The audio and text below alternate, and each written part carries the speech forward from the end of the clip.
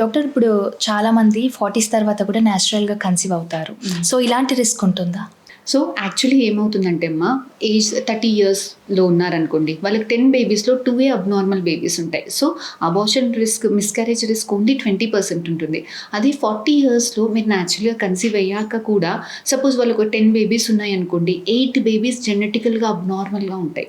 అంటే వాళ్ళకి abortion miscarriage chances is almost 80%.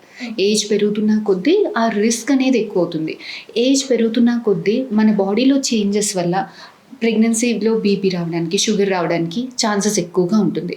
So IVF ద్వారా కన్సీవ్ అయ్యారా, ఫర్టిలిటీ ట్రీట్మెంట్స్ ద్వారా కన్సీవ్ అయ్యారా, న్యాచురల్గా కన్సీవ్ అయ్యారా అన్నది ఒక ఎత్తు అయితే, ప్రెగ్నెన్సీ ఏ ఏజ్లో వస్తుంది, ఆ ఏజ్ బట్టి pregnancy will become a high risk pregnancy. దాంట్లో మనకి ఐవీఎఫ్లో జనరల్గా ట్విన్స్ వస్తారు.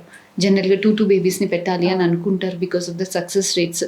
సో దీనివల్ల ఇంకా కూడా కొంచెం ప్రెగ్నెన్సీ హై రిస్క్ అయ్యేదానికి ఛాన్స్ ఉంటుంది. ఓకే. అంటే ఈ ట్విన్స్ అనేది వాంటెడ్లీ డాక్టర్ చేతిలో ఉంటుందా? అంటే పేషెంట్ మాకు ట్విన్స్ కావాలంటే ట్విన్స్ జనరల్గా అంటే doctor will give the option to the patient. ఎంత మంచి క్వాలిటీ బేబీకైనా ఒక్క బేబీకి, హ్యూమన్ బేబీకి ప్రెగ్నెన్సీని ఇచ్చే శక్తి ఓన్లీ 40-50% ఉంటుంది. సో వాళ్ళు ఇంత ఖర్చు పెట్టుకొని, ఇన్ని ఎక్స్పెక్టేషన్స్ తోటి, ఇంత హోప్స్ తోటి వచ్చినప్పుడు ఒక్క సింగిల్ బేబీని మనం పెట్టినప్పుడు దానికి ప్రెగ్నెన్సీ ఇచ్చే 50-50 ఛాన్సెస్ ఉన్నప్పుడు ఒకవేళ ఫెయిల్ అవుతే emotionally, financially they will be mentally very drained up ఉంటారు. So doctor will give an option to the patient. అమ్మా 1 బేబీ పెట్టుకుంటారా, 2 బేబీ పెట్టుకుంటారా, నాట్ మోర్ దెన్ 2. మన ఇండియన్ గవర్నమెంట్ లా ప్రకారం 2 బేబీస్ కన్నా ఎక్కువ పెట్టకూడదు. సో 1-2 బేబీస్ పెడితే కొంచెం ప్రెగ్నెన్సీ వచ్చేదానికి success rates will be around 70-75%. So కాకపోతే ట్విన్నింగ్ ఛాన్సెస్ కూడా 2 బేబీస్ పెడితే 20-30-40% దాకా ట్విన్స్ అయ్యేదానికి ఛాన్సెస్ ఉంటారు. So twins again any age is a high risk. Okay. Doctor ట్విన్స్‌లో ఒకరు హెల్తీగా, ఇంకొకరు అన్‌హెల్తీగా ఉండే ఛాన్సెస్ కూడా ఉంటాయా? Whatever it is depending upon the genetic health of the baby. అంటే మనం 2 బేబీస్ పెట్టాము, 2 బేబీస్ అతికాయి అంటే ఇండివిజువల్ బేబీ జీన్స్ ఎలా ఉంటుందో ఆ బేబీ దాని ప్రకారం పెరుగుతుంది. లేదు మనం ఒక బేబీని పెడితే అప్పుడప్పుడు డివైడ్ అయ్యి 2 బేబీస్ లాగా మారుతుంది. ఇలాంటి వాళ్ళల్లో రిస్క్ ఎక్కువ ఉండేదానికి ఛాన్స్ ఎక్కువ ఉంటుంది. ఎందుకంటే 2 బేబీస్ కూడా అదే బ్లడ్ కోసం ఫైట్ చేస్తూ ఉంటారు. The 2 babies will be in the same room, ఒకే రూమ్లో ఉంటారు కదా. సో ఫైటింగ్ అవుతూ ఉంటుంది అనమాట. సో బేబీస్లో ఒకరికి ఫుడ్ ఎక్కువ ఉండడం, ఒకరి ఫుడ్ తక్కువ అవ్వడము, సో ఆ ట్విన్స్ అతకడము, ఆ మెంబ్రెయిన్స్ ఎంటాంగిల్ అవ్వడము, రిస్క్ అనేది ఎక్కువ ఉంటుంది. అదే మనం 2 బేబీస్ సపరేట్గా పెట్టామంటే, ఐవీఎఫ్లో 2 బేబీస్ సపరేట్గా పెట్టి ట్విన్స్ వచ్చారనుకో, every baby has a separate ఛాంబర్ను. సో యూజువల్గా రిస్క్ అనేది తక్కువగా ఉంటుంది అబ్నార్మాలిటీస్. సో ఒక ట్విన్స్ అనే కాన్సెప్ట్ పక్కన పెడితే, ఐవీఎఫ్ నుంచి వచ్చిన బేబీ అండ్ న్యాచురల్గా కన్సీవ్ అయిన తర్వాత, డెలివరీ అయిన తర్వాత బేబీ, వీళ్ళిద్దరి మెంటల్ ఇష్యూస్, హెల్త్ ఇష్యూస్ ఎలా ఉంటాయని చాలా మంది చుట్టుపక్కన వాళ్ళు అబ్జర్వ్ చేస్తుంటారు. $1,000,000 క్వశ్చన్ మేడం.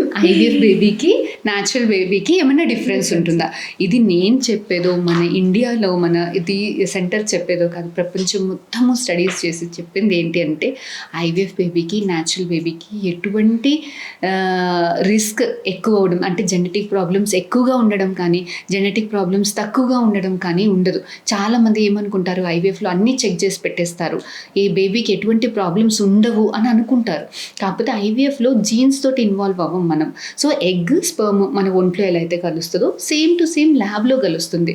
సో ఒక కపుల్కి న్యాచురల్గా కన్సీవ్ అయితే ఎలాంటి జెనెటిక్ ఇష్యూస్ వచ్చేదానికి రిస్క్ ఉంటుందో, ఐవీఎఫ్లో కూడా ఆ రిస్క్ అంతే ఉంటుంది. ఆ రిస్క్ ఎక్కువ అవడం కానీ తక్కువ అవడం కానీ ఉండదు. కాకపోతే కొంతమందికి రిపీటెడ్గా వంశపారంపర్యంగా కొన్ని జెనెటిక్ ప్రాబ్లమ్స్ ఉంటాయి. ఇలాంటి వాళ్ళల్లో మనం బేబీస్ని టెస్ట్ చేసి, జెనెటిక్ టెస్ట్ చేసి నార్మల్గా ఉండే బేబీస్ని పెడతాం. సో ఇలాంటి వాళ్ళల్లో అవన్నీ స్క్రీన్ చేసి హెల్దీ బేబీని పెడతాం. కాబట్టి జెనెటిక్ ఇష్యూస్ ఉండేదానికి ఛాన్సెస్ ఇంకా తక్కువగా, హెల్దీ బేబీస్ వచ్చేదానికి ఛాన్సెస్ ఎక్కువగా ఉంటుంది. This is advanced IVF PGTA. Okay. So జనరల్గా అంటే మీ వరకు వచ్చినప్పుడు చాలామంది కపుల్స్ వస్తారు, మాకు పెళ్ళి ఇన్ని రోజులైంది, పిల్లలు లేరు, లేదంటే వాళ్ళు ఆ టైంకి వచ్చినప్పుడు వాళ్ళు ఏ స్టేజ్లో ఉంటారు మెంటల్లీ, అంటే ఎంత బాధలో వస్తారు? చాలామంది ఎలా వస్తారు అని అంటే, పెళ్ళి అవుతుంది, ఒక 2 years ట్రై చేస్తారు, తర్వాత లోకల్ గైనకాలజిస్ట్ దగ్గర వెళ్తారు, మేడం గుడ్డు బాగానే పెరుగుతుంది, రిలీజ్ అవుతుంది అని చెప్తారు, గర్భసంచి బాగుంది, ట్యూబుల్ బాగుంది, స్పర్మ్ కూడా బాగుంది, అంత బాగుంది, ఏం ప్రాబ్లం లేదు. లేదు, అయినా కూడా కన్సీవ్ అవ్వట్లేదు. చాలామంది అవుట్ ఆఫ్ 10 మెంబర్స్లో 4-5 ఇలాగే వస్తారు. ఇంకొంతమంది అసలు మేల్స్ టెస్ట్ చేసుకోరు, అదొక డిఫరెంట్ కాన్సెప్ట్, దాని గురించి కూడా మాట్లాడాలి. యా, కొంతమంది ఏంటంటే అన్ని టెస్టులు బాగానే ఉంటాయి కానీ కన్సీవ్ అవ్వరు. సో ఇదొక చాలా క్రిటికల్ అని, లేదమ్మా నీ గుడ్లు బాగాలేదో లేకపోతే నీ గర్భసంచి బాగాలేదు అంటే వాళ్ళకి ఒక క్వశ్చన్కి ఆన్సర్ అనేది ఉంటుంది. ఓహో నాకు ఇది బాగాలేదు, ఇది కరెక్ట్ చేసుకోవాలి, దాని తర్వాత ప్రెగ్నెన్సీ వస్తుంది అనే క్లారిటీ ఉంటుంది. చాలా మందికి ఏంటి, ఎగ్ బాగానే పెరుగుతుంది, రిలీజ్ అవుతుంది, ట్యూబుల్ బాగానే ఉన్నాయి, గర్భసంచి బాగానే ఉంది, స్పర్మ్స్ బాగానే ఉంది, అయినా కూడా ప్రెగ్నెన్సీ రావట్లేదు. This is called unexplained infertility. అంటే ప్రాబ్లం లేదు అని కాదు, చిన్న చిన్న టెస్ట్లో ప్రాబ్లం ఏంటో తెలియట్లేదు. మనకి స్కానింగ్లో గుడ్డు పెరుగుతుంది, రిలీజ్ అవుతుంది అని మాత్రమే చెప్తాం, but that is not exactly egg. Egg పెరిగే ప్రదేశం పెరుగుతుంది, రిలీజ్ అవుతుంది, కానీ అందులో ఎగ్ ఉందా, క్వాలిటీలో ఉందా, రిలీజ్ అయ్యాక అటు ఇటు పోతుందా, ట్యూబ్లోకే వస్తుందా, ఈ ట్యూబ్లోకి వచ్చిన ఎగ్ తోటి స్పర్మ్ కలిస్తే దాన్ని బేబీలాగా మారుస్తుందా లేదా, బేబీ బాలేక రావట్లేదా, తయారీ అవ్వలేక రావట్లేదా, జెనెటికల్గా బాలేక మీకు ప్రెగ్నెన్సీ రావట్లేదా, లేదంటే ఈ తయారీ అయిన బేబీని గర్భసించి పట్టుకోవట్లేదా, ఇదంతా బాడీ లోపల జరిగే విషయం కదా. స్కానింగ్స్లో కానీ చిన్న చిన్న టెస్ట్లలో కానీ ఇవి మనకి తెలియదు. సో మనకేమీ టెస్ట్లలో ప్రాబ్లం తెలియకపోతే ప్రాబ్లం లేదు అని కాదు, ప్రాబ్లం అనేది ఐడెంటిఫై అవ్వట్లేదు. సో ఇలాంటి వాళ్ళకి ఏంటి, అక్కడే ఆగిపోకుండా స్టెప్ బై స్టెప్ ట్రీట్మెంట్స్ తీసుకోవాలి. సో న్యాచురల్గా ట్రై చేశారు, రాలేదు, so next treatment IUI treatments.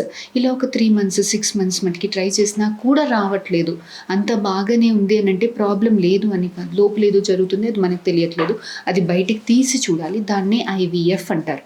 IVFలో మనం ఫాలికల్స్ని యాస్పిరేట్ చేసి ఫస్ట్ టైం మీ ఎగ్స్ ఉన్నాయా, క్వాలిటీలో ఉన్నాయా చూస్తాం. ఆ క్వాలిటీలో ఉన్న ఎగ్స్ లోపలికి మీ హస్బెండ్ స్పర్మ్స్ని మిక్స్ చేసి బేబీస్ తయారీ అవుతుందా, బేబీ క్వాలిటీ ఏంటి, అసలు ఎక్కడొస్తుంది ప్రాబ్లం అన్నది చెక్ చేస్తాం. చాలామంది IVF ఒక ట్రీట్మెంట్ సొల్యూషన్ అంటారు, that is true only to certain extent. IVF first మనకు అసలు ప్రాబ్లం ఏంటో తెలుస్తుంది, ఎక్కడుంది ప్రాబ్లం అనేది తెలుస్తుంది. సో ఎగ్లో ప్రాబ్లమా, ఎగ్ స్పర్మ్ కలిస్తే బేబీ తయారీ అవ్వడంలో ప్రాబ్లమా, లేదంటే మంచి క్వాలిటీ బేబీని పెడితే గర్భసంచి అతికించుకోవట్లేదా, ఫస్ట్ ప్రాబ్లం ఏంటో తెలుస్తుంది. సెకండ్, చాలా ఎగ్స్ ఉంటాయి కాబట్టి మంచి క్వాలిటీ ఎగ్స్ దొరికేదానికి ఛాన్సెస్ ఎక్కువ ఉంటుంది. బేబీస్ మంచి ఎగ్ మంచి స్పర్మ్ కలుపుతాం కాబట్టి హెల్దీ బేబీస్ తయారీ అయ్యేదానికి ఛాన్సెస్ ఎక్కువగా ఉంటుంది. సో బేబీస్ హెల్దీ బేబీస్నే పెడతాం కాబట్టి సక్సెస్ ఎక్కువ ఉండేదానికి ఛాన్సెస్ ఎక్కువగా ఉంటుంది. This is IVF.